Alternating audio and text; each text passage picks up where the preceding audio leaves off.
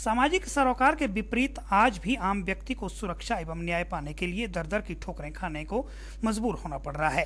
जी हां, बिलासपुर शहर के साथ लगती ग्राम पंचायत रघुनाथपुरा का रामपुर गांव का एक ऐसा परिवार है जिसे उनकी जमीन व घर के साथ जमीन वाले 3 परिवार के सदस्य तो शौचालय बनाने दे रहे हैं और न ही रसोई घर बनाने दे रहे हैं।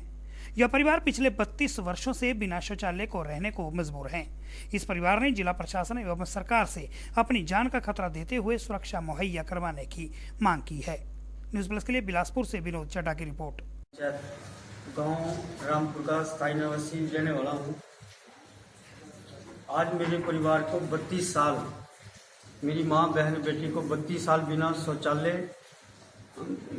शौचालय के रहते हुए वहाँ पे लोगों के अत्याचारों का सामना करते हुए मेरे परिवार को 32 साल हो गए। ना मेरे परिवार के पास शौचालय है, ना रसोई घर है और आए दिन मेरे परिवार के ऊपर गुंडागर्दी और जान माल का जो खतरा बना हुआ है।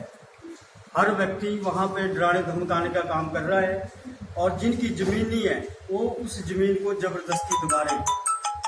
मैंने कई बार पुलिस में शिकायत की और धरना भी दिया कि इन लोगों के अत्याचारों से हमें बचाया जाए, लेकिन इतना होने के निशानदेही होने के बाद अगर इनकी ज़मीन निकलती है तो मैं इनको छोड़ दूंगा। मैं इनकी ज़मीन पे ना जा रहा हूँ, ना जाता हूँ, ना कभी जाऊंगा। आज दिन तक जो इन लोगों का अत्याचार मेरे परिवार के खिलाफ इतना बड़ा रहा, तो मैं चाहता हूँ कि प्रशासन और सरकार देखे इस चीज़ को कि जो मेरे परिवार के ऊपर आपत्ति आई है उसका कोई ना कोई निष्कर्ष निकाले। नहीं तो मैं अगर इन लोगों का अत्याचार खत्म नहीं हुआ तो मैं अपने घर में भूख हड़ताल करके अपने परिवार के साथ अंतिम व्यक्ति की लाश गिरने तक मैं सरकार और प्रशासन और किसी को अपने पास नहीं आने दूंगा। अगर सरकार और प्रशासन मेरे परिवार का संरक्षण नहीं कर सकती, उस जमीन पे हमारे साथ हो रहे अत्याचार का संरक्षण नहीं कर सकती, तो मेरे पास अंतिम हथियार मेरे परिवार को बचाने का यही है।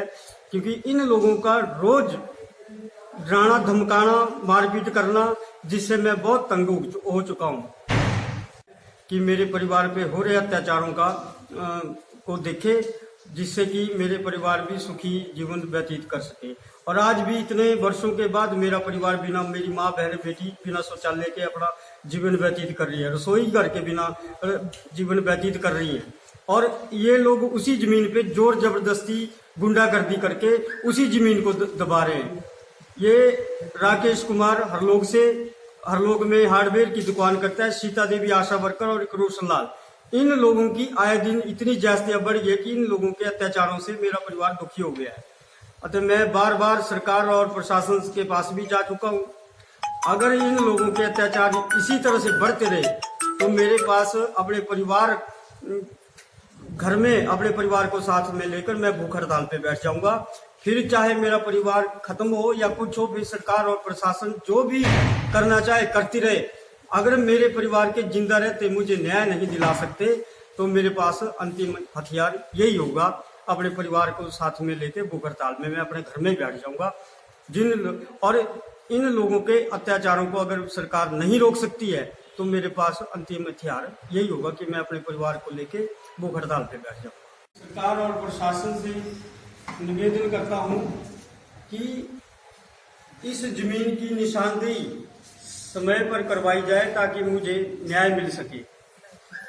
और इन लोगों का रोज का हमारे परिवार के साथ लड़ाई झगड़ा करना, मेरी मदर के को घर में आके पीटना, हम घर से बाहर जब चले जाते हैं तो घर की औरतों का रहना मुश्किल हो गया है।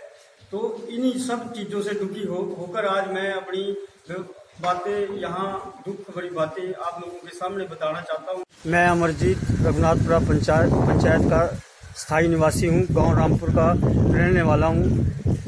आज 32 साल से मेरा परिवार मेरे गांव के कुछ लोगों के द्वारा जो अत्याचार मेरे परिवार को सहन करने पड़ रहे हैं, मैं आज उन सब बातों को लेके आप सबके सामने आया हूँ। 32 सालों से मेरी माँ बहन बेटी आज भी बिना शौचालय के अपना जीवन व्यतीत कर रही हैं और आए दिन लोगों की प्रताड़ना, लोगों के द्वारा डराना धमकाना और रात रात को गुंडागर्दी करके हमारी ज़मीनों पे कब्जा करना, जिससे मेरा परिवार तंग हो चुका है। अतः मैंने कई बार प्रशासन, पुलिस के 6-7 बार मैं उन लोगों के खिलाफ पुलिस में गया और मैंने उनके खिलाफ पुलिस में भी शिकायतें की, लेकिन पुलिस का भी उनके ऊपर कोई असर नहीं हो रहा है और उन लोगों ने रात दिन हमें जीना मुश्किल कर दिया है, जिससे मेरा परिवार बहुत दुखी है। मैंने उनके खिलाफ एप्लीकेशनें बहुत दे दी। इसके बाद मैं आप लोगों के सामने आया, इसलिए मैं प्रशासन से कहना चाहता हूँ, अगर उन लोगों के अत्याचार मेरे परिवार के प्रति खत्म नहीं हुए तो मैं अब अपने ही घर में अपने परिवार को साथ में लेकर भूख हड़ताल में बैठ जाऊंगा और अपने परिवार की अंतिम व्यक्ति की लाश गिरने तक मैं सरकार, प्रशासन और किसी को अपने पास नहीं आने दूंगा। इसलिए मैंने बार बार प्रशासन के पास जाकर अपने परिवार की व्यवस्था सुनाई है। मेरे परिवार पर आए दिन परिवार के ऊपर, भाई के ऊपर, पत्नी के ऊपर गलत इल्जाम लगाए जाते हैं और रात को गुंडे आते हैं और डराते हैं, धमकाते हैं। हम घर से बाहर, हमारा जाना मुश्किल हो गया है। तो मेरा प्रशासन और सरकार से यही विनम्र प्रार्थना है कि मेरे परिवार का संरक्षण करें और जो मेरी ज़मीन की निशानदेही के लिए अप्लाई किया हुआ है उसका भी मतलब जल्दी से जल्दी सरकार से मेरा अनुरोध रहेगा कि मैं बहुत बार जा चुका, उसकी निशानदेही करवाने की कृपा करें, क्योंकि इन लोगों के अत्याचार से मेरा परिवार बहुत दुखी हो चुका है।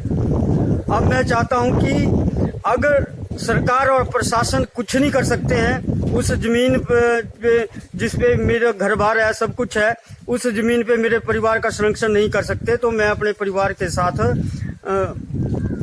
भूख हड़ताल पे बैठूंगा। इसके बाद अगर उन लोगों ने दोबारा मेरे परिवार को डराया, धमकाया या किसी के साथ मार कुटाई की तो मैं अपने परिवार के साथ भूख हड़ताल में बैठकर अंतिम व्यक्ति की लाश गिरने तक मैं किसी को अपने पास नहीं आने दूंगा।